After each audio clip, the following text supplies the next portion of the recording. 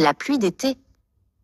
Et Lara, la plus petite fourmi de la colonie, trottinait sous le soleil brûlant de l'été. Elle portait une miette de gâteau, bien plus grosse qu'elle, sur son dos. « Vite, vite, avant la grande chaleur !» se disait-elle. Soudain, le ciel bleu devint tout gris. Un coup de vent fit danser les herbes folles et une grosse goutte de pluie tomba juste sur le nez d'Elara. « Oh !» fit-elle surprise. Puis, des milliers d'autres gouttes suivirent. C'était la pluie d'été. Toutes les autres fourmis coururent se mettre à l'abri. Dans la panique, Elara lâcha sa miette et se cacha sous une large feuille de pissenlit.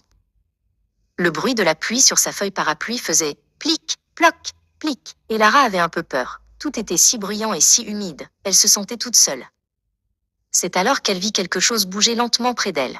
C'était Gaspard, un escargot à la coquille en spirale. « Bonjour », dit Gaspard d'une voix douce. « Belle douche, n'est-ce pas ?»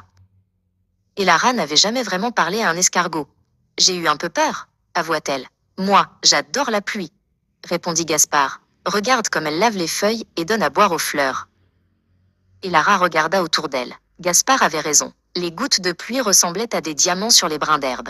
La terre sentait bon, et une petite fleur rouge, juste à côté, semblait lui sourire en buvant l'eau du ciel. La pluie commença à se calmer. Le plic-ploc devint plus doux, puis s'arrêta complètement.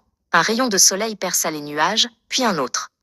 Et là, dans le ciel encore humide, un magnifique arc-en-ciel apparut, avec toutes ses couleurs. « Oh, c'est magique !» s'exclama Elara, qui n'en avait jamais vu d'aussi près. Il était temps de rentrer. « Au revoir, Gaspard !» lança Elara. « À la prochaine pluie !» répondit l'escargot. En retournant à la fourmilière, Elara se dit que la pluie d'été, finalement, c'était une très belle surprise.